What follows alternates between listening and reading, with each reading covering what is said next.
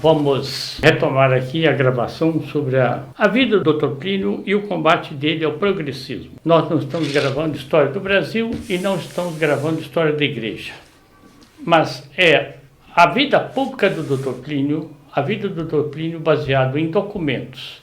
Quando ele está concernido na defesa da igreja ou na defesa do Brasil. Nós vimos, na aula passada, que se a gente tomasse o movimento católico no Brasil como uma cidadela medieval, fortificada, os portões fechados, as torres, vêm duas, em 1932, 33, 34, nós podemos dizer assim, compor duas tropas assim com arietes para forçar o portão.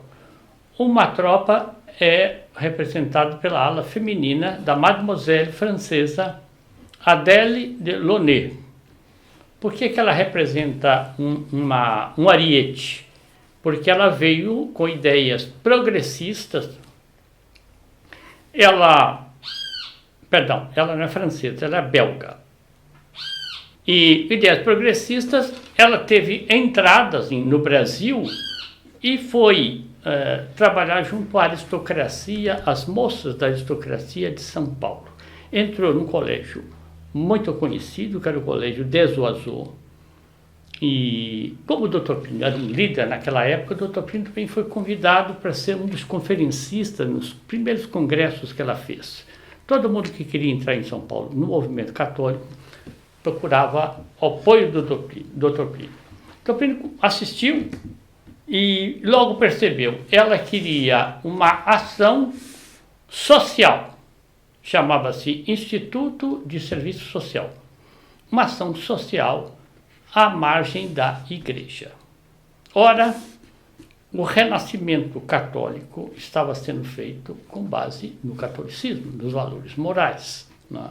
Então, procurar uma ação social fora da igreja era desviar, por isso que nós usamos aquele símbolo, não é? Era o rio que está correndo, de repente vem alguém e consegue desviar uma parte do rio.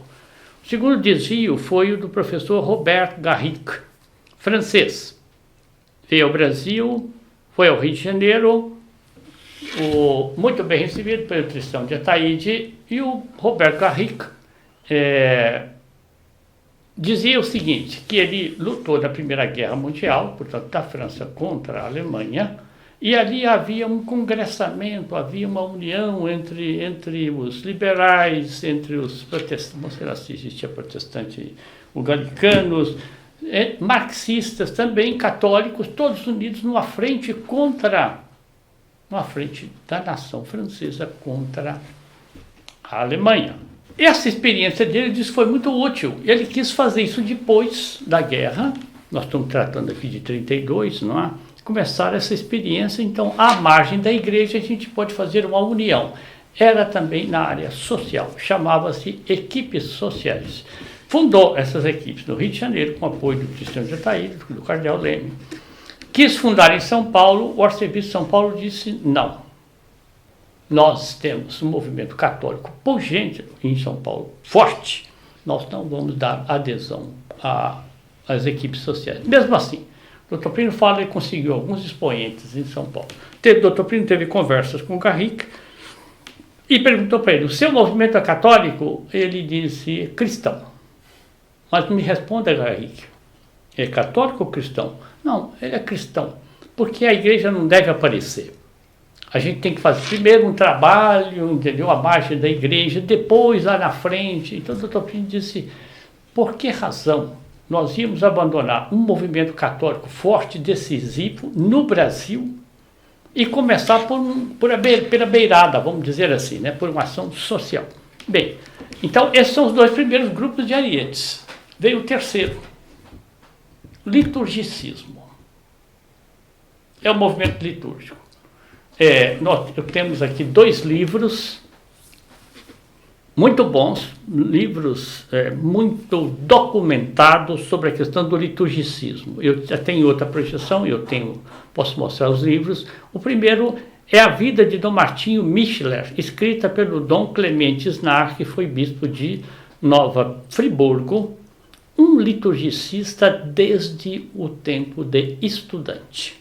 O outro livro é uma defesa de tese em Roma, do Frei José Ariovaldo da Silva. Uma defesa de tese grande, muito documentada, onde ele vai tratar desse terceiro ariete. Mas esse terceiro ariete era muito mais forte do que os dois anteriores. Então, como vai tratar do liturgicismo, é preciso de entender primeiro o conceito de liturgia segundo a Igreja. Liturgicismo é o desvio da graça da liturgia do século XIX com Dom Prosper Guéranger, francês. Esse fez um renascimento da liturgia de acordo com a doutrina católica. O liturgicismo é o desvio dessa graça inicial. Então lá, qual é o conceito de liturgia? Liturgia é o conjunto de símbolos, cantos e cerimônias por meio dos quais a Igreja expressa e publica a sua religião, quer dizer, a doutrina, né? Para com Deus. Dom Guéranger, está vendo? Escreveu, eu falei, esse grande força do ressurgimento da liturgia em 1878. Conceito da Igreja, que nós vamos ver depois. O liturgicismo vai desviar isso daí. Segundo ponto, liturgicismo, é o que o Dr. Plínio está explicando, foi um desvio de águas, como eu expliquei, tem aquele rio caudaloso do movimento católico, da renovação católica no Brasil, vem lá e abre um desvio, e a água já vai para outro canto. Então, foi o primeiro desvio no movimento católico entre 20 e 30. Para entender esse desvio, aqui estão os pressupostos. As graças do pontificado de São Pio X, de 1903 a 1914, condenando o modernismo, fazendo o ressurgimento, franqueando a comunhão para idades bem abaixo, parece que começou aos 7, 8 anos, né? Fátima, em 17, essa devoção mariana empolgava os jovens. Segundo ponto, o movimento litúrgico, a ação católica, entraram com um foco, o holofote posto na igualdade entre leigos e clero. Por isso é que foi o desvio. A igreja a doutrina da igreja, né? Existe a classe. Deus constitui a igreja monárquica com o Papa, né? A hierarquia para ensinar, governar e santificar, e os leigos tomam uma posição de aprendiz. O movimento litúrgico e a ação católica queriam, de uma maneira ou de outra, nivelar leigos com clero. Senhor Marcos, diga. Poderia dizer que esses dois aí, mais tarde, eles formariam um único rio? O desvio do... A ação católica, eles colaboravam intimamente. E o movimento do Robert Garrigue e da Adèle Launay, aqueles que vieram um pouco antes, né? Eles entraram aí também, forneceram lenha para a mesma fogueira. Esse aqui, turíbulo, é um recurso da igreja para a liturgia. A música. A liturgia é exatamente um conjunto de símbolos magníficos pelos quais a igreja exprime a sua doutrina, tomando o homem todo, quer dizer, portanto, tomando a inteligência, ele tem o texto, e tem o coral, ele tem o turíbulo, ele tem os paramentos, isso é que forma a liturgia. Liturgia é a oração oficial que a igreja faz pela voz de seus representantes oficiais. Quem que são esses representantes? O clero. Tem uma força invencível. É uma oração maravilhosa porque tem a força do próprio nosso Senhor Jesus Cristo. Liturgicismo, o que é?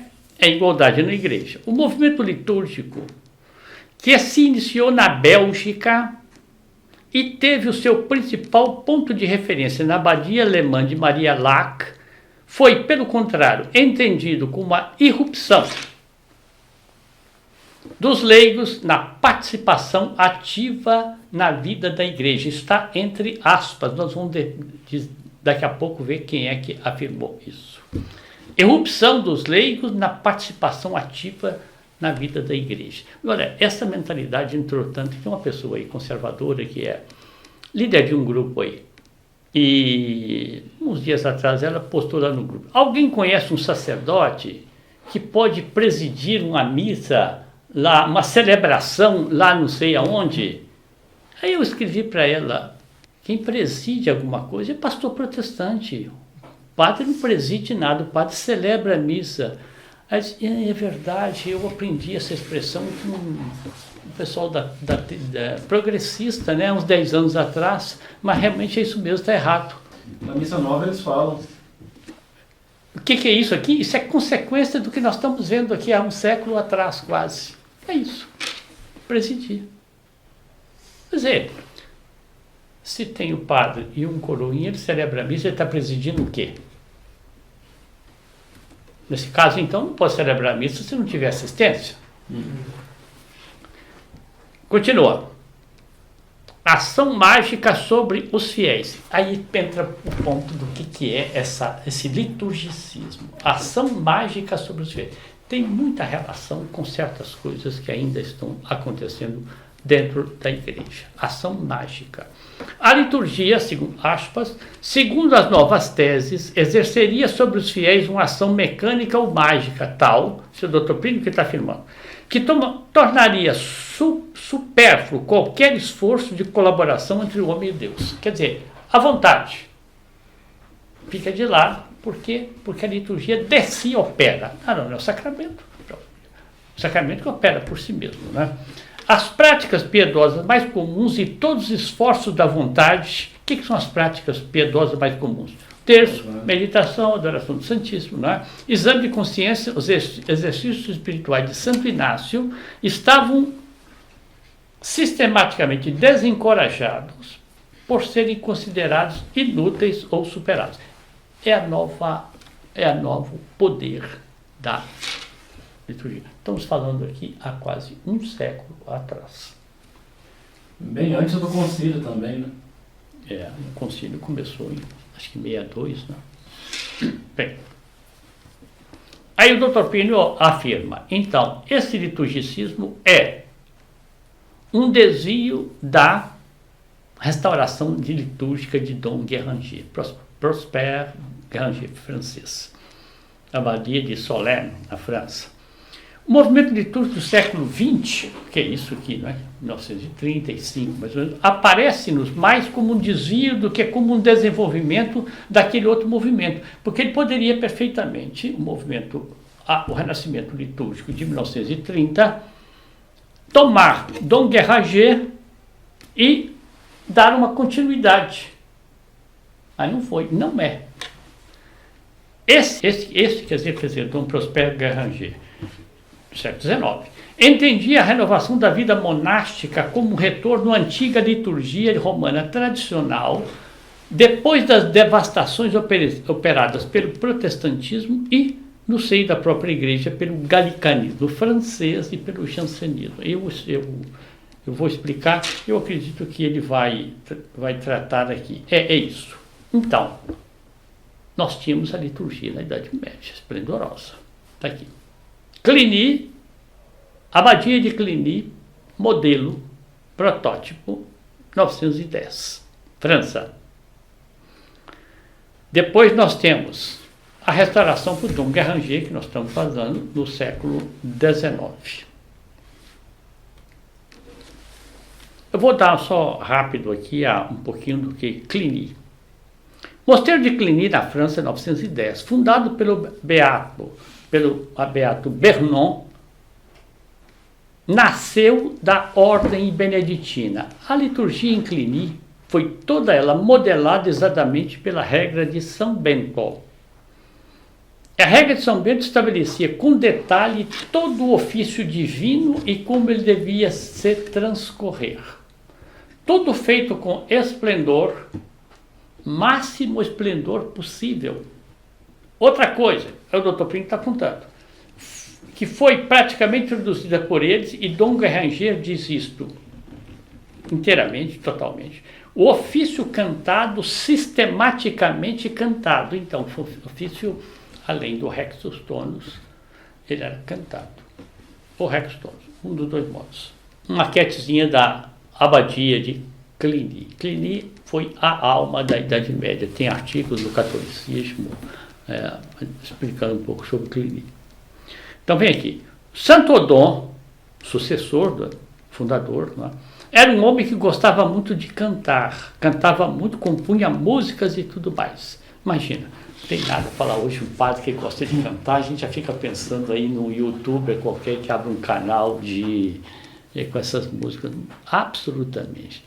Basta dizer que quando ele saía de viagem, levava 12 monges para cantarem com ele durante a viagem. Cantarem o que? O ofício divino.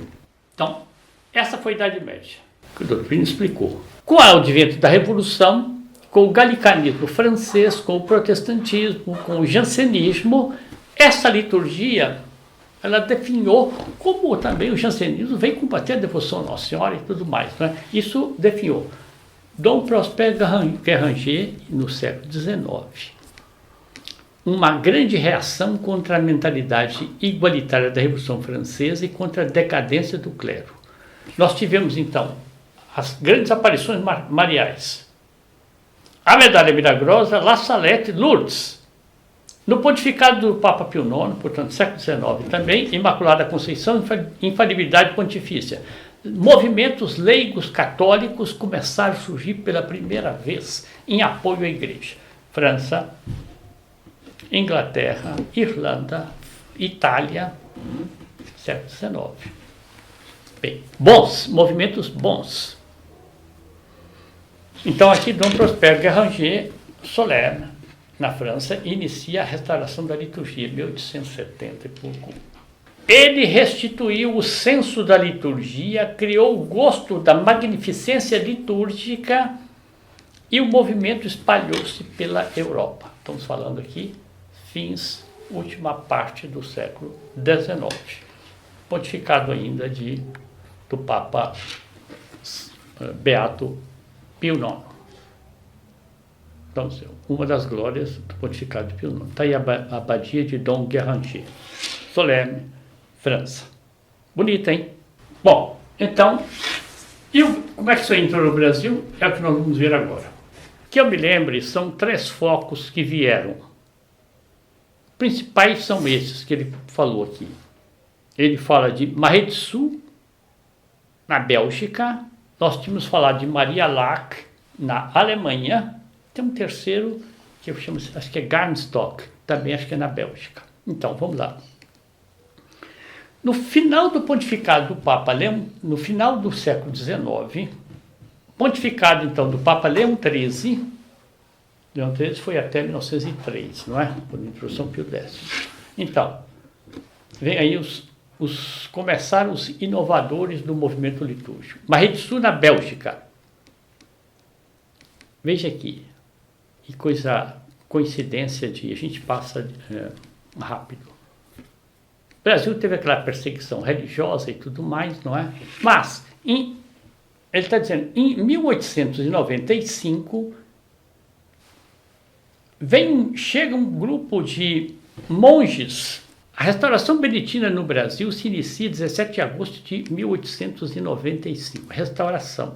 Chefiando um grupo de monges europeus, desembarcava no porto de Recife aquele que poderia ser chamado o restaurador da congregação beneditina no Brasil, Dom Gerardo Van Calonho. Ele de 1853 e morreu em 32. Ele vinha lá, Maretsu. Isso aqui já são dados tirados da defesa de tese em Roma do Frei José Ariovaldo da Silva. Segundo foco, Garnstock, Bélgica, refeição. Frei Mateus Reppers, eu fui até no dicionário para ver como é que pronunciava. Enfim, esse aí é um brasileiro. Ele era aqui de Santa Catarina, foi lá para esses focos, um desses focos, eu acho que é isso mesmo, Garnstock. ministrava já aulas ali de progressismo, né, do liturgicismo. Veja o que ele diz. Quem? Frei José Ariovaldo da Silva diz na defesa de tese dele. Eram, sobretudo, jovens alemães que passavam em seguida a fazer o noviciado e todo o estudo de filosofia e teologia no Brasil mesmo, para depois trabalharem na província franciscana da Imaculada Conceição, no sul do Brasil.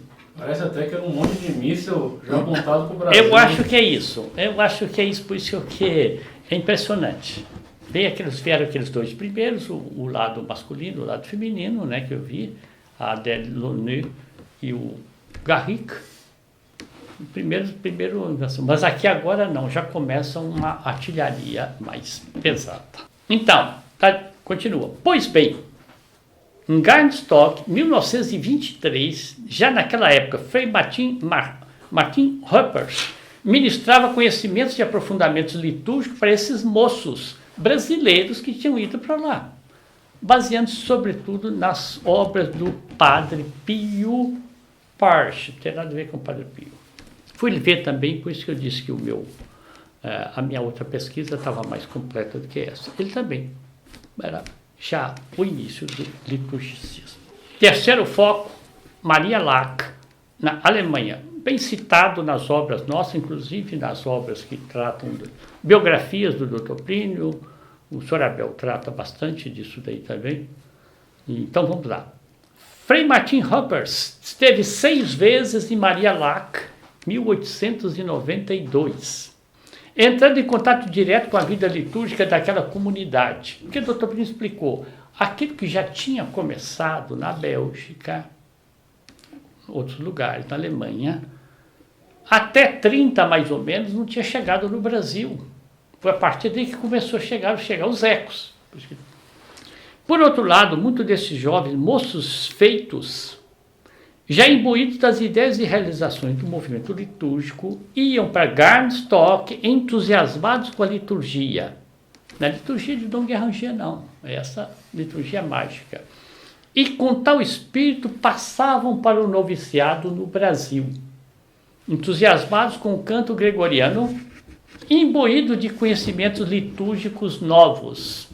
E aí, quem fala isso? Frei Ariovaldo, movimento litúrgico no Brasil, a defesa de tese dele. Vou repetir, feita em Roma, muito documentada. Nós temos cópia do livro. É um livro. Olha o centro aqui, Maria Lack. A imagem de Nossa Senhora, uma imagem de Nossa Senhora já meio assim, uma abadia lindíssima, Maria Lack. Olha aí, um símbolo moderno, né? Realmente. Moderno. Então vem aqui, a preparação do terreno no Brasil. Então nós já estamos chegando no Brasil. Em 1928, morreu Jackson de Figueiredo. Era um convertido. Esse Jackson de Figueiredo fundou o Centro do Vital, a revista A Ordem. Bem, só que o Jackson de Figueiredo era um convertido polemista, combativo. Todos os autores falam isso. Eu agora, inclusive, estou vendo um livro de uma professora norte-americana chamada Margaret Todaro. E a Margaret fala isso. Quem tinha o espírito do Jackson de Figueiredo é Plínio Corrêa de Oliveira, não era Tristão de Ataíde. Então, Tristão de Ataíde era um contemporizador. Então, assumiu, com a morte do Jackson, assume a revista A Ordem, o Tristão de Ataíde. Convertido também, recém-convertido. Então diz aqui, Alceu de Amoroso Lima, que é o Tristão de Ataíde, assume a presidência do Centro do Vital e a liderança do laicato católico no Rio. E esse homem era mais ou menos o grande homem do movimento católico leigo no Brasil, porque ele tinha todo o respaldo do cardeal, único cardeal do Brasil, que era Dom Sebastião Leme. Continua. Em outras palavras, isso aqui são citações, hein? Abandona-se a forte orientação político-partidária, eu vou explicar depois, de antes, para dar ao centro um caráter preferentemente cultural e também social, muito inspirado no Jacques Maritain. isso é que o Frei Ariovaldo está dizendo. Essa orientação político-partidária não é partido político, não. Era que os católicos deveriam influir na vida do Brasil para ver se acabava com esse laicismo. E essa era a posição do Jackson de Figueiredo.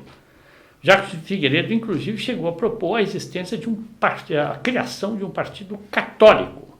Bem, o Tristão de Ataíde, não, vamos deixar isso de lado, vamos fazer uma coisa cultural.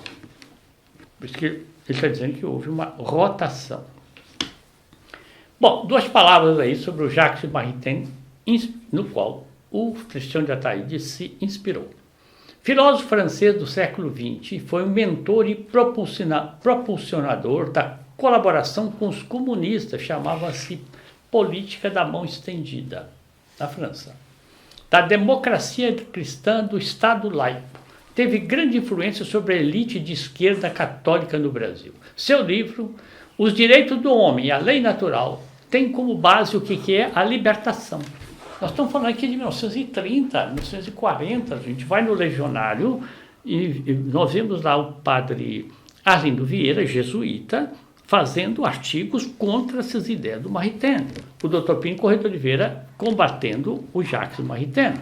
Mais adiante, o Dr. José de Azeredo Santos polemizando também com Maritain. Então, combatido pelo Dr. Pinho e pelo padre Arlindo Vieira. Quem é? Jacques Maritain. Continua. Sempre com o apoio de Dom Leme, funda-se no centro do Rio de Janeiro, né, a Coligação Católica Brasileira, que abrangerá vários setores ou associações, como o que eu falei. Tristão de Ataíde ficou na presidência dessa coligação. Agora, essa coligação católica no Rio, o que ela abrangia? Está aqui. Ação Católica Universitária, AUC.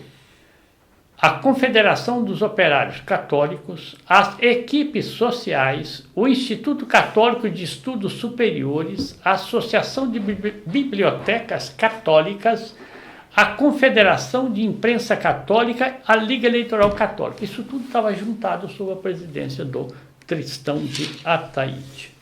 Aqui nós estamos num ponto bom para nós fazermos uma interrupção. Em 1933, chega ao Brasil Dom Martinho Micheler, o impulsionador do liturgicismo. Aí já toma o movimento litúrgico, já toma um outro impulso. Eu acho que é melhor a gente fazer a gravação num outro dia. Então, vamos recordar. Eu coloquei em 1930, para dar-se uma idade, uma data, digamos, um século atrás, a cidadela católica do Brasil, com suas forças, suas torres, suas defesas, começam a surgir, vindos da Europa, movimentos que queriam mudar a mentalidade dos católicos. A belga Adèle Launay vai para São Paulo para, congregar moças da Sociedade de São Paulo, funda inclusive uma associação religiosa, uma congregação religiosa com votos em que as freiras todas tinham trajes civis para poder penetrar na sociedade, e a sociedade não sabia que elas eram religiosas. Essas moças, 2 ou 3, eu já tratei em gravação passada, eram levadas lá para a França ou na Bélgica, faziam um curso e já voltavam, um curso de 2, 3 anos, voltavam para cá já com essa mentalidade nova. O segundo é o professor Roberto Garrick, que foi festejado pela imprensa no Brasil, passou a ser professor universitário, veio para ser um professor universitário com muita propaganda, muita adesão da parte do Tristão de Ataíde, e ele veio também para fazer o quê? Para fazer uma ação social independente de religião. Nós temos que pensar, há um século atrás, não era a situação de hoje, não. Ali, pensar numa obra social, junto aos operários, sem apoio da igreja, era impensável. Então, aí o Dr. Plínio fala, o terceiro investida que veio ao Brasil é a investida do liturgicismo, movimento litúrgico, que não é a liturgia da igreja da Idade Média, não é a liturgia da renovação feita por Dom Prosper Guéranger. Na França, no século XIX, é uma concepção que dá à liturgia uma força mágica, transformadora, independente da razão. Então, prática do terço, prática da adoração, prática da exercícios espirituais. Isso fica, e vamos pegar a ação mágica da liturgia. Bom, como é um capítulo muito rico, nós vamos então tratar na próxima vez, baseados na defesa de tese do padre José Ariovaldo da Silva, o movimento litúrgico, e baseados também na vida de Dom Martinho Micheler, escrita por um discípulo dele, que foi bispo de Nova Friburgo, Dom Clemente Maria Isnar, progressista assumido, vamos dizer assim. Bom, Nossa Senhora nos ajude a todos, salve Maria.